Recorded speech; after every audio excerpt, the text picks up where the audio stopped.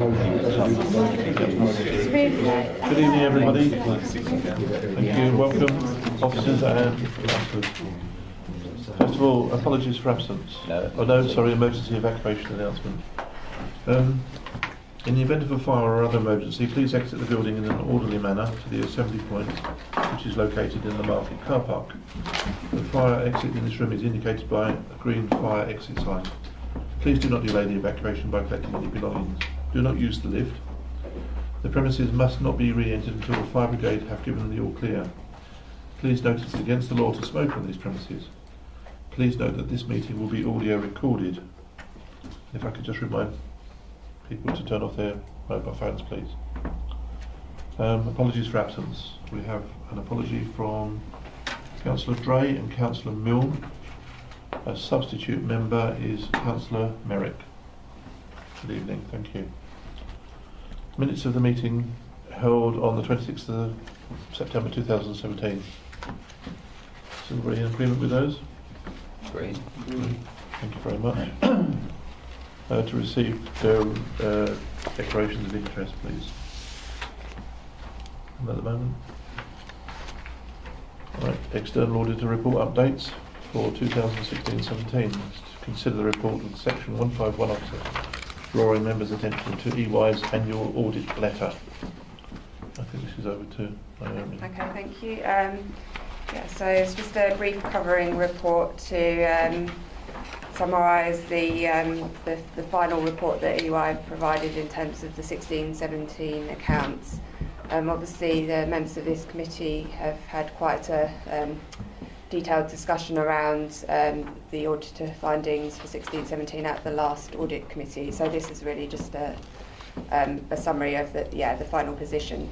So the annual audit letter is appended to the covering report, and that will be published on our website for members of the public to review as well after it's agreed at this meeting.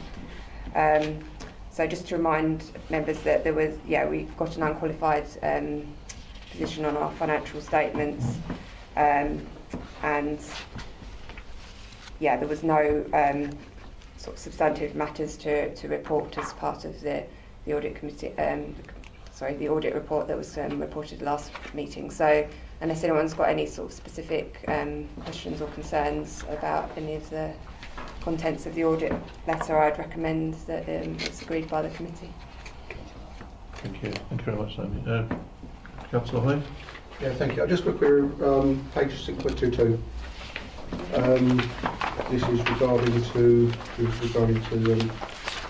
the budget cap, 2.1 million. In the conclusion, third paragraph, we're referring to delivery of the cumulative saving plans of 1.041 million, implementation of investment and member proposal of 1.4 million savings, and the planned use of reserves of £30,000 in 2017-18 thereafter. Concern is the middle one of those. You refer to implementation of investment and a member proposal of 1.4 million savings. Aren't we referring to income generation as well? Or shouldn't we be? Because further down you're talking about... I'll leave that there for the moment, yeah. So I'd have to double check back, but Chris, I don't know if you want to say, but I think these figures have been taken from the last year's MTFS. Yes, they were on a spreadsheet that and the supporting documents that Rob provided as well. Which, if I may, Chair, just jump in there. It is a combination of income generation and savings on expenditure item, for clarity. So should we be referring to income generation, or shouldn't? I know it's not our report; it's a lecture to us. You could possibly refer to it as savings and income generation. I think you've just used a catch-all phrase for savings, which sort of covers all the plans that, to close the gap. But as you say, potentially you could choose to call it a combination of the two. But so in follow-up to that then, for clarity, is the 1.441 million, or 2.441 million plus £30,000, the total of our, sorry, the 30,000 isn't interest, that's why I didn't include it. So the 2.441 million is our total of savings and income from investments we may do. In the following paragraph, we refer to the council assesses that 53% of plans have good delivery prospects and 35% at medium risk. Is that of that 2.441 million? Because that would then therefore suggest to me that 12% of that is not deliverable, or at a high risk, presumably. Yeah, Chris, do you know that risk assessment, was that carried out by your team? Or I don't know if that was our own risk assessment. The risk assessment was carried out by Rob on the spreadsheet that Right. we provided in support of the savings plans that were provided to us. So yes, there were an element. It was green, amber and red for the ones that weren't going to be delivered. So there was I think there was an element there that were at risk of not being delivered. Yes, okay. So yeah, obviously it's there's a range of savings plans over the next 5 years, and of those, obviously different ones will have been worked up to different degrees, and some will be in a sort of more advanced state than others. So obviously there's a range of sort of risk around those being delivered. So yeah, it's probably right that there was a range of. So, is it safe for me to assume, I don't like assuming things, that 12% is high risk? Well, this was a snapshot at a point in time, and as we always say with the NTFS, it's always a bit of a moving feast, so things are always moving on, and the position we're at now won't necessarily reflect the position that was done at this point last year. Yes. Just to echo, this is based on the 2016-17 medium-term financial strategy. Obviously, we're in the 17-18 now, planning for the 18-19, so it has moved on considerably since then. I'm aware it's moved on considerably. I'm just concerned about the letter. Does this infer that Ernst & Young think we don't need to worry about 12% high risk? Well, no, I'm not trying to put words into your mouth, but I don't think it's saying that we don't need to be concerned. I think it's just a normal state of affairs that if you've got sort of a 5-year plan, that not everything's going to be assessed as being completely deliverable at a point in time. There's going to be a range of assumptions around the different risks associated with proposals as they're worked up over a period of time. So I think it's probably normal that there's a range of risk exposures to some of those savings plans. But I'm concerned that all it is, I just want to get on record that I'm concerned that they mentioned 53% good delivery, 35% beta risk, and they failed to mention the remaining 12%. I just want it recorded that I've got concerns about that, and I've got concerns that that's high risk, which we are including. We've got 12% of our income or saving, which is high risk, essentially. Is that okay for her? yeah, I'm fine with that to be noted. Okay, you're happy with that? No, but I'm happy it's recorded. But I'm not happy. Thank you very much. Councillor, thank you. 6.17 at the bottom where it comes about pensions.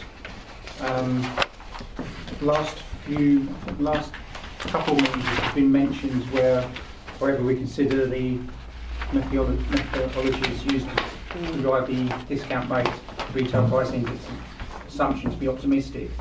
That keeps coming up and it seems to not change. Is there anything we could do to look more into that, to have a more real term? Yeah, so I think obviously we use, we work with the Essex County Council who provide the pension valuations, and they appoint an actuary, I think is it Barnett Wadding, who provide the analysis of the pension accounts. As you say, I think Ernst & Young have their own views about the methodology used for that. We have had discussions both last year and ongoing this year, and I think the lead at Essex County, Kevin MacDonald, is having those conversations with EY and others, and also between the actuaries themselves about the assumptions that underpin the evaluation of the pensions. But I think it's something that's ultimately almost out of our control. We have raised it as an issue, but we're taking our best independent advice from the actuaries, and if EY choose to have a slightly different opinion about how they might do it, I think it's slightly difficult for us to say, you know, it's right or It just wrong. seems But to be the same line in there each time, pointing that out. It just doesn't seem to change. yeah. Which is my concern. I think this is a summary of the report that we took in the September meeting. So this is not reiterating that there's still a problem, and again we're raising it again as a problem. We're summarising what we said at the 7th of Yeah, I think September. last year as well, I think it was in the letter. Again, the same, virtually that same language, I think. It's just concerning that it keeps coming up and it doesn't seem to change. It's almost a difference of professional opinion, Yeah, and there's yeah. not an absolute right or wrong answer. So I think, I mean, it's possible it could be raised again this year, although, as I say, we are seeking to see if they can be resolved at a high level, but I think we just have to almost accept it, unfortunately, at this point in time. Thank you very much. Any other concern? Thank you, Chairman. 6.2, it's almost got lost in the very small writing at the top. The audit fees, the adjustments that have had to happen there. The last item in the small writing there, delays in receipt of audit trails and information to complete both financial statements and the value of the money conclusion. Can you expand on that as to why? I know it's small fry in comparison, but it's concerning that it's kind of lost. Yes. So I think the additional fee that's been charged has been for for a number of reasons, which are listed in that. So I think the delay in the receipt of information was around a couple of things, but I don't think that actually drove the material change in the fee. I could be wrong, Chris. Can you? Because we've got a breakdown, haven't we, of the additional fee into those 4 different areas. If I haven't got it to hand, I can provide that to you afterwards. I don't know if you can recall, because obviously I wasn't here at that time, if there was a particular issue about pieces of information that we couldn't provide quite. Can't recall, Sam. We'd have to have a look. I'm more interested in the root cause of it, because is it something that is actually ongoing, or is it something that has been sorted, or is this something that we're likely to get additional fees in future? No, well, obviously the auditors need a wide range of information, and we, as officers, do our absolute best to provide that all in a timely manner and, you know, as quickly as possible. And that's, as you say, in our own benefit as well, because we want, you know, to have an efficient audit process, and obviously don't want to be charged additional fees. I mean, occasionally there's pieces of information that might take a bit more sort of work in terms of, you know, looking back historically, or, you know, looking for our files, which might take a bit of time. And I can't say with absolute confidence without going back and checking what that particular thing related to, what it was, but, you know, it's possible on occasion that it might take us a bit longer than we would hope to find, you know, a particular piece of information that the auditors require. Would you expect this to be under the sort of umbrella of the ongoing staffing issues? As I say, without knowing to hand exactly what that piece of information was, I don't know if it was because we were under-resourced at that time, or if it was just that we had difficulty locating a particular, you know, piece of information that the auditors required. Can you? Yes, what's happened with this is when we submitted a scale fee variation, we provide a detailed report to officers at all councils to say what the issues are. And in this case, Matt asked for a more detailed breakdown further than that, which we provided. This is to do with largely to do with value for money requests for our conclusion on that, which was to do with the medium-term financial plan and these working papers supporting that information, which was late in coming. And some areas as well in terms of the Green Gateway value for money area, and there were some areas on the accounts as well which caused delays in terms of the information coming back and forth. Is having flagged these up with officers, and also with the early close down process this year, where we're having to deliver our audit opinion by the 31st of July rather than the 30th of September, we're in a process of talking and discussing issues like this with officers to try and address and close the bottlenecks that occur. So on value for money, we're trying to finish our work completely by the 31st of March because we should have all the information to be able to do that this year. And also on final accounts, we flagged up the fixed asset register, which is another source of the income. We know that there's been a quality control check undertaken by officers on that. So there's a dialogue to try and address these issues. Okay, so is this more of your opinion that it is a one-off because of the change in circumstances on dates and the request received from Matt? It was specific to specific areas in terms of we made requests, the information was late coming back. We didn't go into detail as to why it was late coming back, it's just known that it was late coming back, which takes an extra time in terms of finalising it. In all councils that we deal with, this is not an unusual item to find. There can be delays in certain areas. Yeah. This was specific to value for money and some areas on the accounts as well. Okay, thank you. I think Councillor Still has some questions. 623.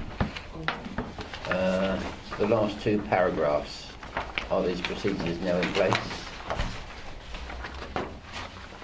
So, internal audit assessment, the council should put in place procedures to identify that turnover for the council, non-council work is clearly identified. This was in relation to the LACCO, and clearly document the guidance received.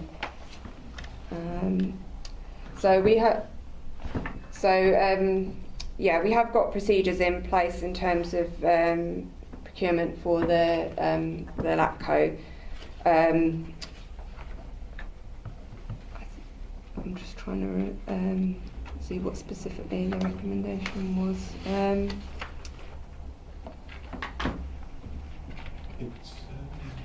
It's the two at the bottom, isn't it, which were the internal audit recommendations from their report.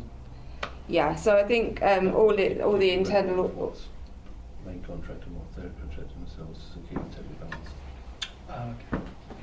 Did you want to say anything else? Yes, so basically it's regarding the TECL arrangements of the local trading company that we have. Just to make sure that 19% TECL arrangement is in place, so keeping a track of what income's coming in to the trading company is within the TECL arrangements. So majority of the income is from Rochford District Council, and then there's a few other smaller contracts, but it's just keeping that all on, that it's still working within TECL criteria, and that is being done. Okay. 626. Again, the last couple of paragraphs. Incorrect entries in the financial statements and incorrect formulae.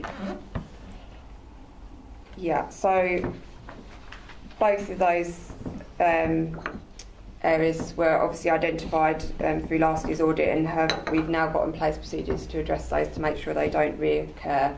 And again, that's something that external audit will be looking at again this year as part of their plan, so that will be sort of rechecked again for compliance, but we have put in place procedures to make sure that those errors don't occur again this year.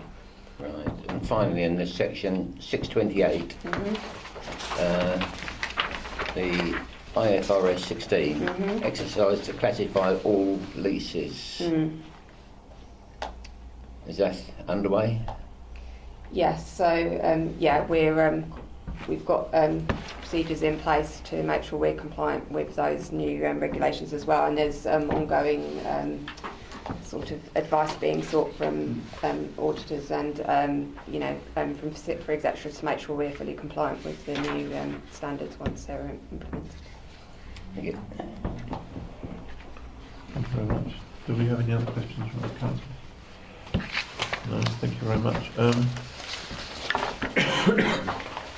The recommendation is that it's proposed that the committee resolves that the annual audit letter for the year ended 31st of March 2017 be noted. Is that noted? Noted. Thank you very much. Item 7. It's external auditors report, certification of claims and returns, annual report for 16-17. Okay. So it's again for you, I believe. Yeah. Thank you.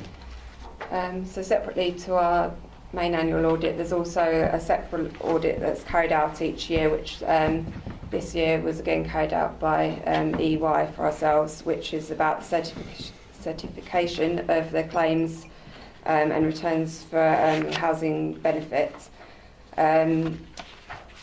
So members are probably aware that we have to claim from the Department of Work and Pensions the housing benefits that we award to eligible residents. So each year those claims are checked in detail by the auditors to make sure that they're correct, or if there's any errors occurring. Under the scope of that work, they are required by legislation to actually report on any error they found, no matter how sort of small or immaterial the value of that error is. So the report basically draws out that some errors were found this year, and that the errors were slightly more than has been the case in previous years. However, I would like to say that the amount of the claim that we make back to DWP is over 17 million per annum, and the actual amount that Ernst & Young found that we needed to recover from that subsidy payment was £777. So the actual value of the errors that were identified through the testing work was very immaterial compared to the actual value of the claims. However, having said that, we obviously don't take any errors lightly, so any particular areas of testing that found anything of concern, further testing was then carried out to see if those sort of errors were systemic, and I think overall they found that there wasn't any sort of systemic errors in our processes and procedures, but again, EY will check that again this year and check the detail of those claims again this year, and we're also putting in place processes and procedures to make sure we address any areas that of concern that were found during the audit. Again, as a result of the extra testing that EY had to carry out, the fee that was charged to us was slightly higher than was indicated at the outset of the audit, and that was primarily because they had to come in and do an extra week's worth of testing, so there's obviously additional resource associated with that. So the actual fee was £11,783 as opposed to the indicative fee of £8,250. So yes, again, just to recommend that the report is noted, and if you've got any questions, I'll do my best to try and answer them. Thank you, Lorraine. Thank you. Councillor High. Yeah, thank you. Just on page 7.11, towards the end, you just recommend council undertake early extended testing. Mm-hmm. When would early testing take place? What's the time frame? I think we've agreed a time frame of July, end of July for this year, so that testing will be undertaken at that point before the as part of the audit work that's going to be carried out again for this year. Okay. And that's carried out by internal audit, or other staff instead? Sorry? Yeah, it's a combination of the team doing some internal checking and then internal audits come and do a little bit of checking for us as well. Right, okay. So it's a combination. Thank you. Yeah, Councillor Heed. Thank you, Chairman.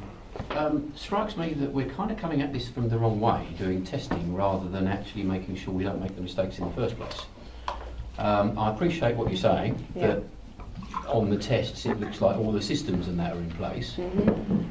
But when we read something here where we see 2014-15, 2015-16, there have been increases each year, does it not indicate that there is maybe a lack of understanding in the staff, maybe a bit more training needed? Well, we have quite an experienced team with quite a lot of experience of doing this kind of work. They do some sample checking throughout the year, every day or week to check there's no errors occurring on a sort of systemic basis. However, I think the nature of the housing sort of benefit work is very complex, and the rules are always changing, and there's always sort of new things to take into account. So I think we would say that we're not overly concerned that there's a sort of staffing training issue at this point in time. But obviously, if we were to continue to see the levels of errors repeated again the following year, I think we might, obviously start to raise some alarm bells. But I think it was more the nature of some of the changes and supplies and things that were coming in that actually caused some of the issues this year, as opposed to actually the staffing. So the year-on-year increase, you put that down to the changes? Well, I mean, it's difficult to say absolutely what's causing the increase year on year, but I think the fact that there's new sort of what's the right word? There's been some new legislation that has been brought in this year, obviously then raises complexity of the cases, and I think just by their nature the complex type of work they're having to undertake does always give rise to the scope for some errors to occur, but So, sorry. I was going to add something. Do you want? Chloe, do you, if you want to. I was just going to add that the errors we find in one year contribute to the testing that we do the following year. So because of the errors we found last year, that triggered us to do further testing this year. So our testing has been more in depth than we would have done last year because of our errors. So the more testing you do, inevitably the more errors you are going to find. So next year we will be doing more testing than we have done this year. So there is likelihood that because we're covering more, there may be more errors, but I wouldn't expect them to be large. Just as Naomi said, the nature of the work, there are going to be small differences here and there, sometimes just a few pence that when extrapolated do come out a bit larger. Okay, so when we've got, as you say, a change in legislation and stuff like that, how do you inform staff? Do they find it out for themselves?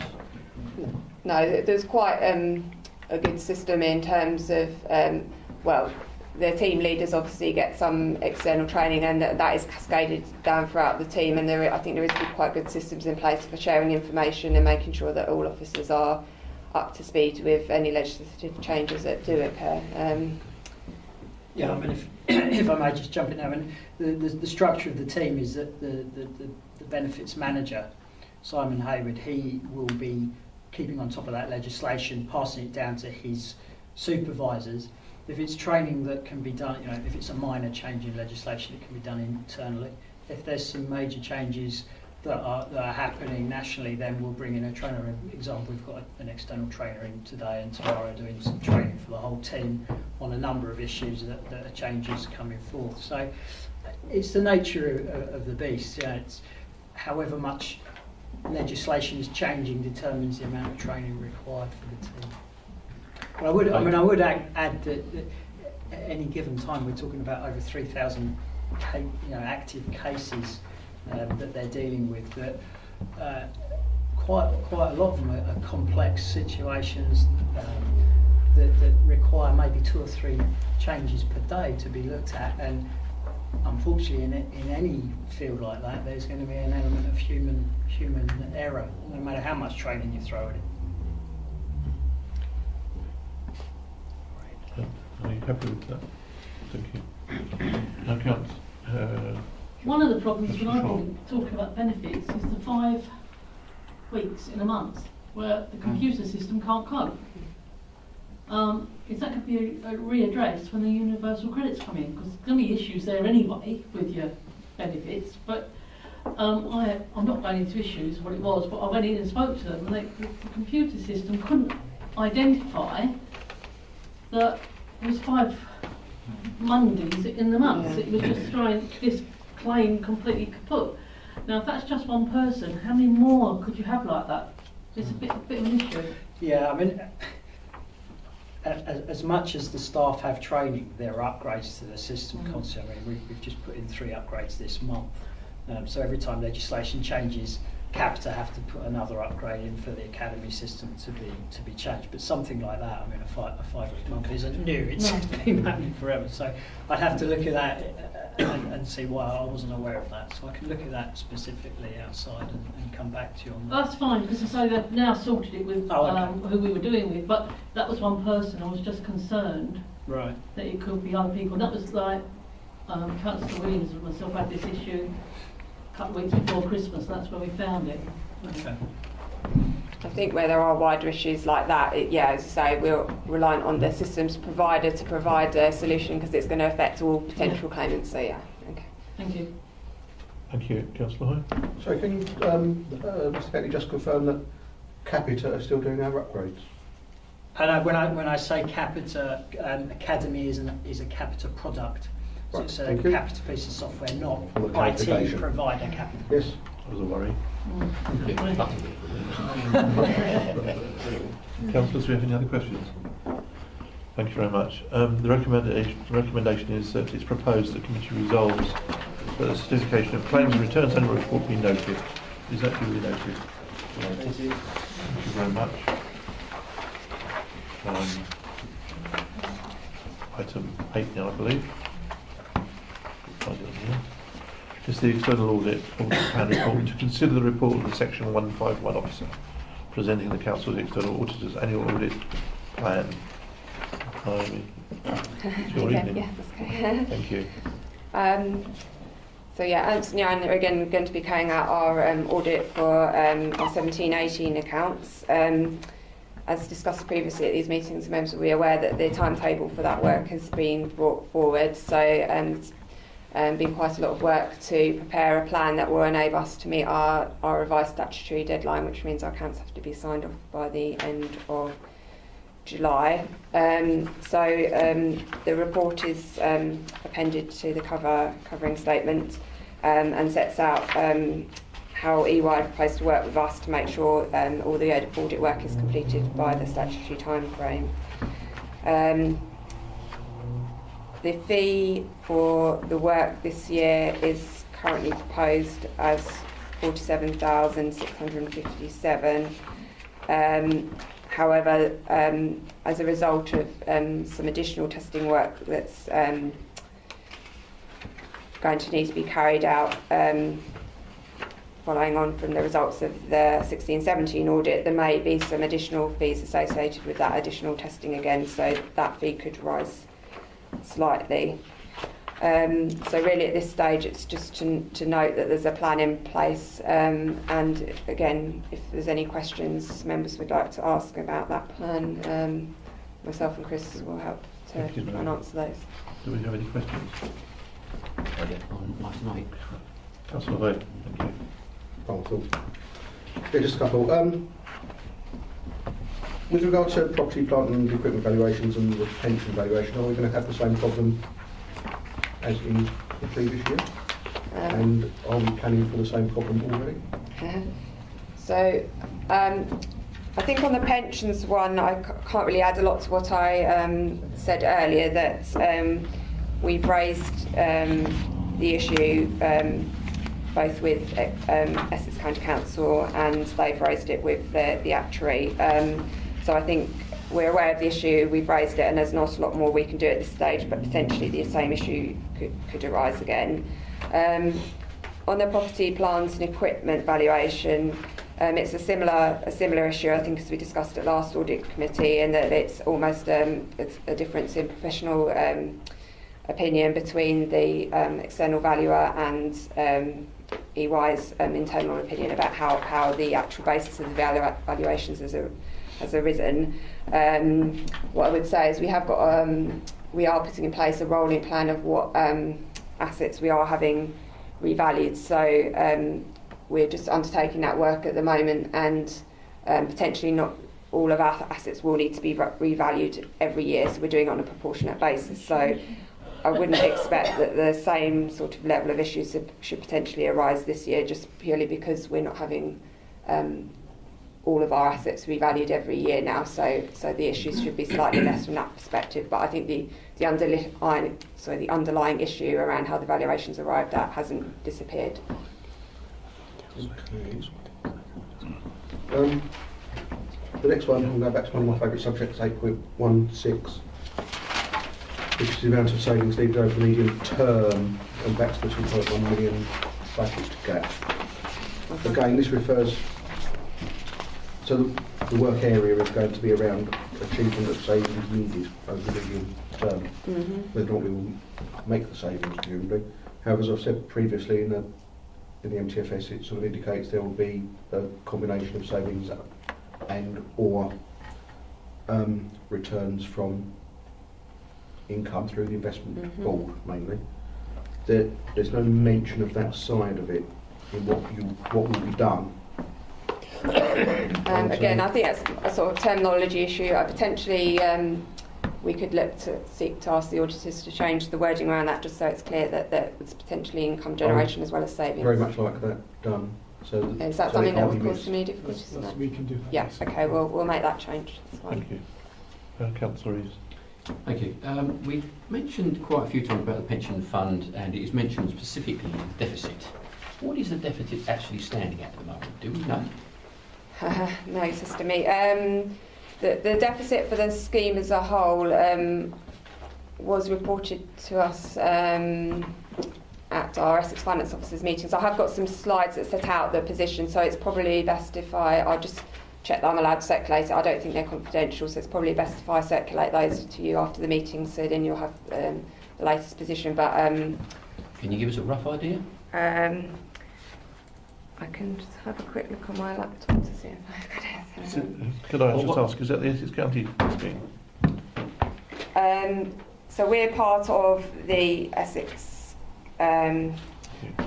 County scheme, so we're a member of that scheme, so the deficit is calculated for the scheme as a whole. We don't have an individual deficit as an individual participating authority as part of that scheme, so I won't be able to give you an individual figure for. But surely we must have some sort of an indication of how much our, as a council, deficit is. As a proportion of that figure that you got. I'm not absolutely sure that we do. I can take that away and check, but basically all the individual members of the scheme are sort of aggregated together by the actuary, and they come up with a position in terms of how the scheme is funded overall. But I'm not sure if they do come back to us with an individual breakdown per authority. We seem to be going down a blind alley on this one. This is really strange. I understood from a previous meeting that our payments were completely up to date. Yeah, so I think there's two issues here. So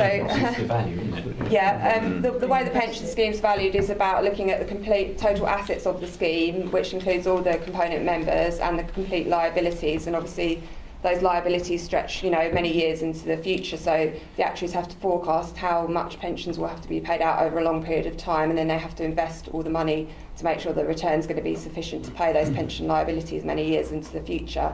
So there's a slightly different issue around how they then ask for authorities to contribute to the scheme. So obviously each individual makes a pension contribution as part of their pay package, and obviously ideally those pension contributions should completely fund the scheme. I think over time a deficit has arisen across all the local government pension schemes, which means that the assets the scheme has in place aren't sufficient to necessarily fund all of the future liabilities.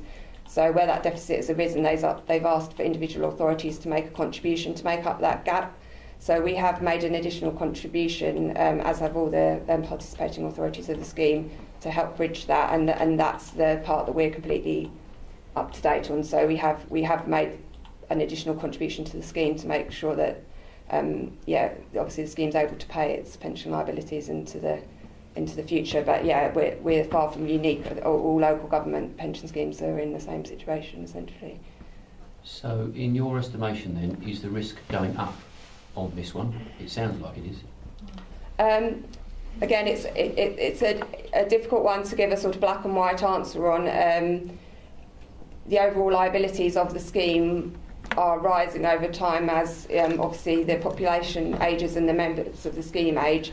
So what the scheme looks to do is to try and address that through making sure the contribution levels are right and that the assets the scheme invests in to fund that are going to give the right return to enable us to make those payments in future. So it's quite a complex picture. So it's difficult to say absolutely, but obviously as part of their work, they do, the actuaries and the scheme make projections about what they think that deficit could look like in future years, and the aim is to close that gap so that the scheme is funded into the future. Yeah, I understand what you're saying on that, but I mean, to use the analogy of this council, we don't know where we're going to be in a few years' time because of the risks and the things that might happen. It's the same with the pension, but we do have a snapshot of where we're at. Yeah. We have no, as an audit committee, we have no idea where we are at with this deficit, and I think that's not good. We should have that information. Well, what I can take away is to, obviously I wasn't prepared to do a sort of update tonight, but I can bring back an update paper which sort of sets out the position in terms of the scheme as a whole and where we're at to the next meeting, if that would be helpful to members, just so you've got a better understanding of the position. Yes, thank you. Can we be assured that there's no mismanagement of those funds? Yes, I think as far as obviously I've got absolutely no reason to think that the scheme's being mismanaged in any way. There's quite tight controls around how the pension schemes operates, and obviously there's a pension board that has oversight of that. That similarly to this audit committee provides independent assurance that the scheme's being managed prudently. So there's absolutely no reason to suggest that the scheme's being mismanaged in any way. Are our liabilities proportional, as the individual councils are proportional, or is it as a whole? No, as I say, the scheme isn't funded on an individual authority basis, so the assets and the liabilities are shared among all the component authorities, which is, yeah. Thank you. Okay. Okay. Can I move on from there? Yes, certainly.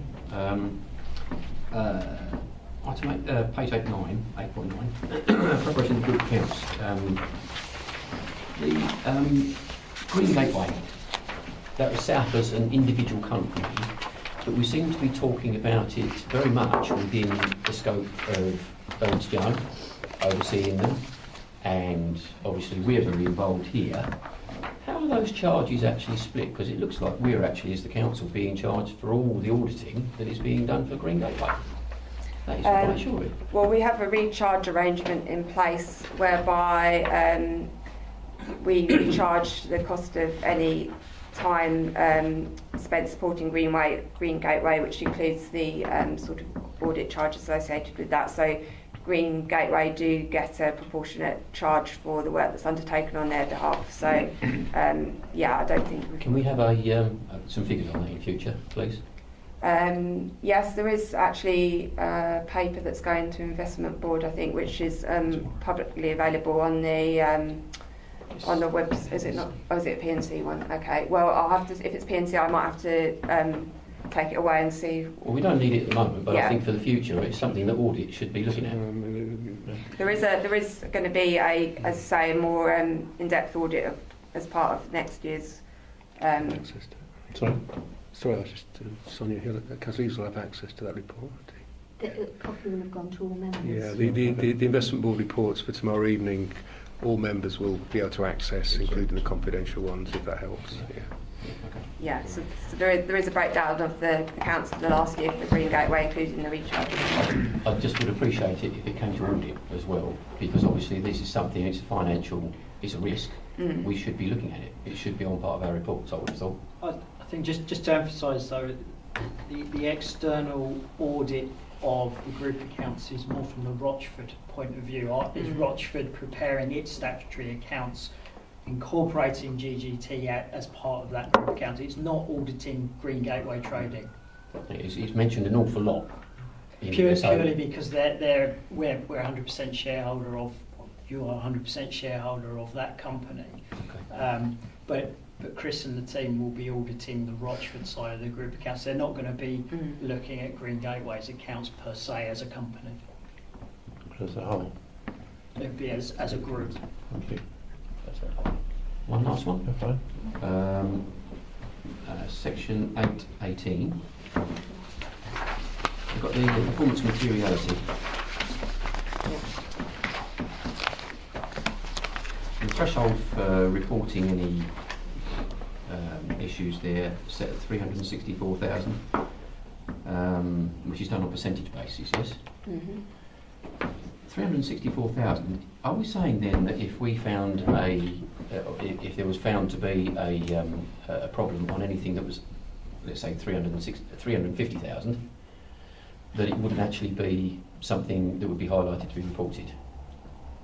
Well, I don't know if Chris or Chloe want to comment on that, but I think it wouldn't not necessarily be reported, but I think it wouldn't necessarily be flagged as a material risk to the misstatement of the accounts. But it depends on the nature of the error that was potentially found. So but that's applied with some discretion, but that's to give a sort of threshold beneath which, you know, the materiality might not be judged to be as significant. So what we're saying is that if it's over that threshold, it's definitely reported.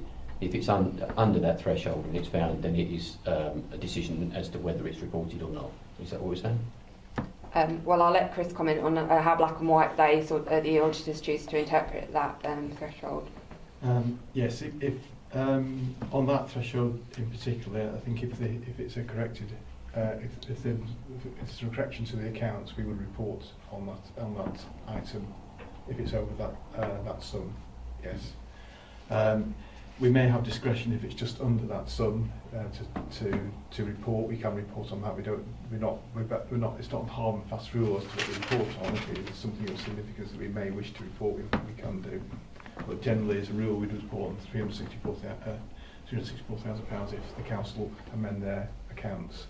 If the council choose not to amend their accounts, we have a lower limit there of £36,000, of which we would report above £36,000 if the council did not amend their accounts.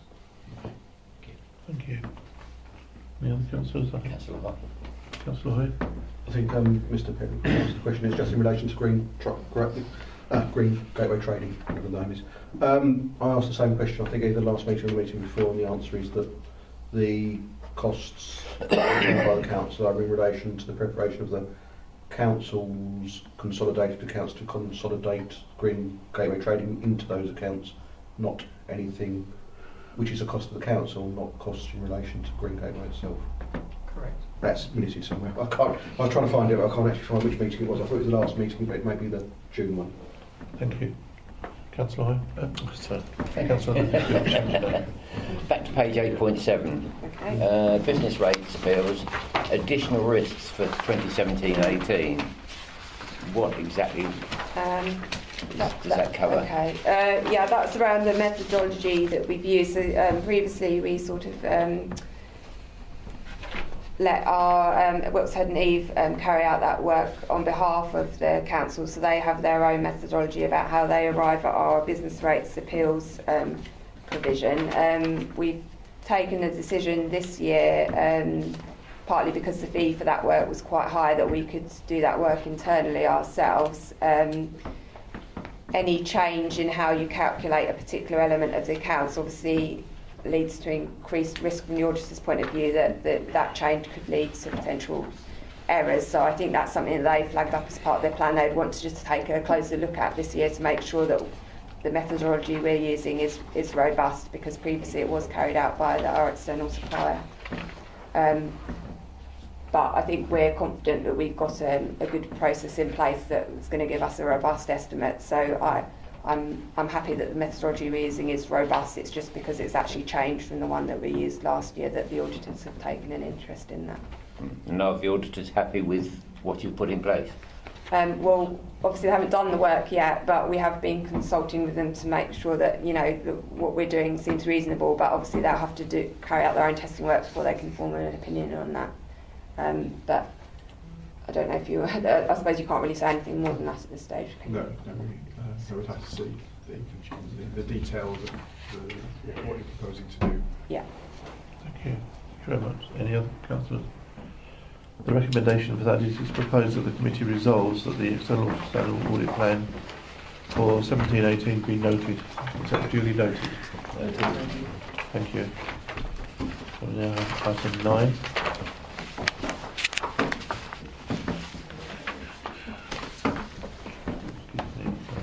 This is the internal audit progress report.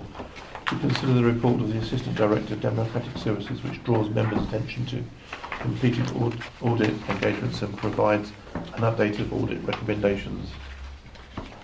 Thank you, Chair. Thank you. I've just noticed a slight error in my report. I state we have completed a further 5 audit reviews since the committee met in September, but it's actually 6. So just to highlight that error. And these are detailed at Appendix 1, which is 9.6 in this report. I need to draw committee's attention to 2 of these audits, environmental health and a waste management contract, as both these received a limited audit opinion. I'll briefly explain why we gave a limited assurance opinion in relation to both those audits. I'll take environmental health first. We examined 3 areas in relation to these audits. We looked at food hygiene, air quality and health and safety in relation to our external statutory remit in this area. We had no concerns in relation to the areas of health and safety and air quality, but this cannot be said in relation to food hygiene. The problems around food hygiene stem from reduced staffing owing to a vacant post and extended staff sickness. This was exacerbated by an IT system that is not fit for purpose. As resources have been directed to reactive work, the Council has not been able to meet its obligation for prompt inspection and has been reliant upon external contractors to complete its statutory food inspections programme for the past 3 years. If I move on to waste management and why we gave a limited assurance opinion in relation to this audit. Contract management activities is primarily focused where data is readily available, rather than within confirmed high risk or high impact areas. The contractor supplies a computer system to manage general complaint issues with regards to contract performance, but recorded data is only available in raw format, and this limits management from effectively recognising trends, linking issues and focusing contract monitoring efforts. The contractor's performance said, though, is generally deemed satisfactory, but this is not formally documented due to limited performance indicators being recorded. Several important operational aspects of the contract have not been actively and consistently managed. These include confirming the contractor has effective business continuity arrangements in place, seeking assurance that relevant health and safety requirements have been met, and ensuring appropriate insurances are in place. Also, at the time of the audit, the Council didn't have a business continuity plan to deal with the contractor failure in terms of the contractor going out of business. This matter has now been remedied in terms of actually we now have a draft business continuity plan in place. Right, I'd like to actually now talk about staffing. In terms of the resources available for carrying out the audit plan, the audit team has essentially been down to 1 member of staff since June 2017. Attempts have been made to plug the gap with resources from Basildon, and from next week a member of the Basildon team will be on site full-time to ensure delivery of the audit plan for 2017-18. We're also in the process of going out to advert for a full-time permanent position to fill the vacant post. Okay, if we can just move on to the next part of my report around audit recommendations. Provisions made in the audit plan to follow up on audit recommendations made. Details are provided at Appendix 3, 9.20. One of the things I'd like the audit committee to consider at this point in time, whether you are happy with that level of detailed information in relation to audit recommendations, as it takes quite a considerable amount of time to put together, or whether you just like an overview in terms of number of recommendations made against how many are outstanding, how many are implemented. I'm quite happy to continue to provide the level of detail as is, but I would like committee to consider what information they would like going forward. And finally, I'd like to talk about counter fraud. At present, there is limited work. At present, the work is limited to work undertaken by the compliance team, but consideration to fraud is also given in performance of the audits we undertake during the year. The compliance team continuing to deliver good results as reported. 22 cases of fraud have been identified with a reported value of over £19,000. And I'm quite happy to take any questions in relation to my report. Thank you. Any councillors have any questions? I mean, I think I just reflect, having spoken to Martin, the Environmental Health Manager, about this report, some of the concerns that were raised. I'll echo what you said there, particularly in relation to difficulties with the IT system that they use to actually record the environmental health work, and also in terms of the staffing issues. Certainly Martin did explain to me that they've had, of the 3 food officers that they've had, one has left and one's been off long-term sick. And actually Martin did say he's in the process of recruiting to one of those posts now, and indeed they've actually shortlisted this week for one of those posts. So I'm hopeful that will obviously be a recruitment that will go ahead, which will give Martin some of that capacity back into his team. But I think it's a fair reflection, particularly around the IT issues and the workforce issues in terms of the environmental health service. Thanks, Chairman. You mentioned in verbal sort of area of the report that you're very happy with the Council's air quality management programme, and you detail in here that it's well controlled. Can you explain to us what that actually does? How much testing goes on? There are a number of sites throughout the authority where there's static measures, and also there's I suppose, ongoing measurement of air quality throughout the district. So by the council? Yes. Can we see those results, please? There's a report that goes to a website that the results are uploaded to an Essex. The results are reported through to Chancellor's City Council, who produce a report on our behalf. But the results are freely available. Yes, they're available. Can you send me a link for that, please? I think I can. Yes. Yeah. Martin's actually updated me today. He's actually waiting on the December diffusion tube results to come back to him. He will have the final data for the year in March when we've actually looked at the year's worth of data, so that will be made available to members. Sure. Thank you. Okay. Thank you. Okay, Councillor Shaw. You said it takes a long time to put this report together, but I think it's very informative. I personally would like to see it this way. Sorry if it gives you more work. I've just put the question out there. Yeah. It's not actually me who does the work, so. Well, thank you for doing the report. Thank you. Would you like a decision on that now, whether or not you'd like to continue? Yeah, that would be. I think I'm hearing that. Only one for one member. How do members feel on that? Are they happy for that to continue? I am, certainly. Yes, Okay. please. Thank you. Thank you. Councillor Hoy. Thank you. Just going back to the results, so we now have a member from Basildon working for us until when did you say that's? It'll a 6-month contract at the moment, but it'll be sufficient time to basically complete the audit plan for 2017-18. Yes. And just for clarification, when we're talking about on here the timescales for the original audit, we talk about Q1 to Q2. Are we talking about financial year Q1? Yeah. So Q1 would be from April to From April, June. yes, that's right, correct. And Q4 would be from January to March. So we're now currently in Q4. Yes. So this report should cover everything up to Q3. Yes. Yes. So how far are we behind in the internal audit at the moment? I think, I suppose in a way, because we back-end or backload the audit plan, I think at the moment we are currently on track, but then we will devote further resource to delivering the plan. There's no, in my view, the plan will be delivered. And there are 2 or 3 audits that will be deferred to 2018-19 because they currently can't be undertaken because of basically the changes in the service structure. So there are 2 or 3 audits that were in the original plan that won't be delivered because they will be deferred because we can't carry those out. Because at the moment we'll give a limited assurance opinion. So new policies and procedures are being embedded. So we won't actually undertake those reviews until 18-19 when the new changes have been embedded.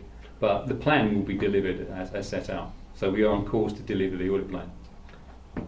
Sorry, I'm going to be lost there. So we are on course to deliver the audit plan apart from 2 or 3 of the areas. Which we can't actually undertake. Are the areas we're not? I can tell you that. We were planning to look at the staff performance and management development area. but a new appraisal system has only recently been rolled out, so we're going to give that a chance to bed in.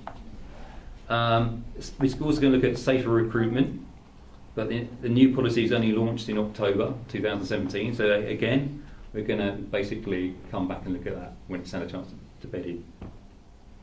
That's two, so it's just two, is it? Yeah, sorry. In March 2017, when we did the audit plan for 17-18, we included 4 contract management areas, one of which I think we've done, which has proven to be a bit of a problem, is waste management. The other ones we were going to be looking at were leisure services, IT support services and street scene. Mm-hmm.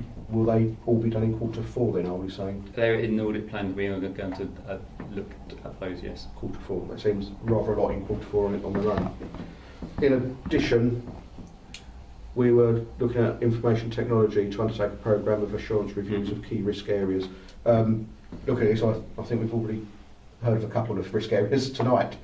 Already one in Revs and Bends, although we've had 3 updates, which may solve the problem. But Councillor Shaw was saying about the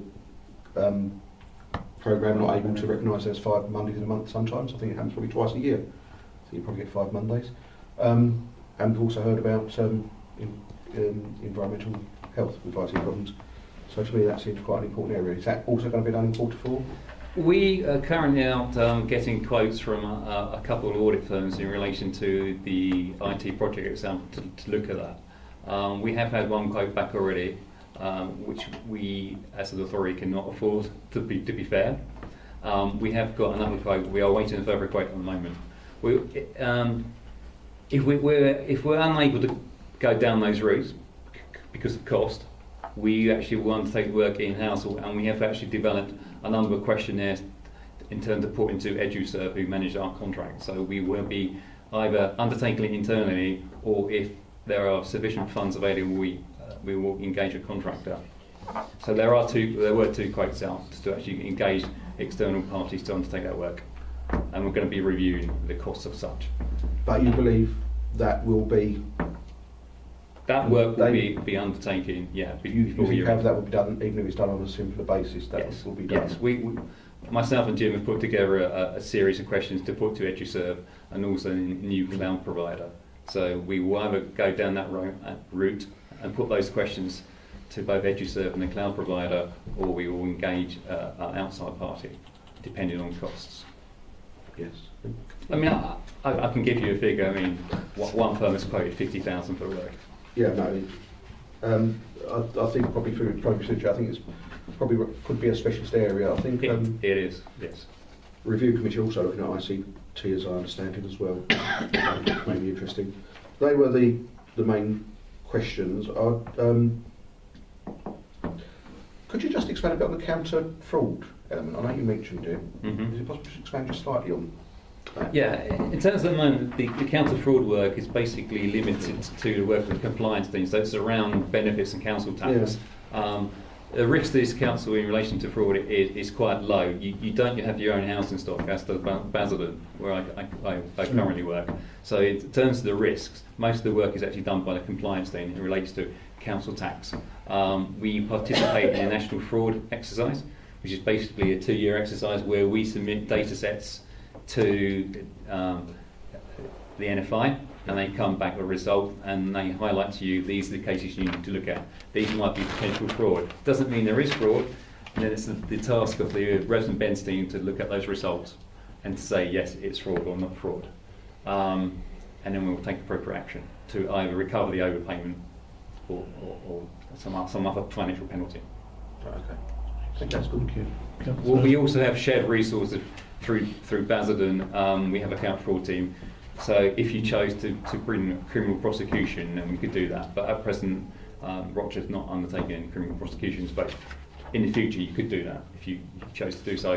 But sometimes the value of the overpayment fraud itself in relation to a council tax, single person discount, will be about £1,000, and you prosecute, and that will cost you £3,000 to £5,000. So it's a risk assessment. So basically you look to recover the overpayment, stop the overpayment, rather than criminally prosecute. Yeah. So my brain is going two ways at the moment. I'll better leave it there. Thank you very much. Councillor Eaves? Get very confused. Did you have no? Any other councillors have any questions? No, thank you very much.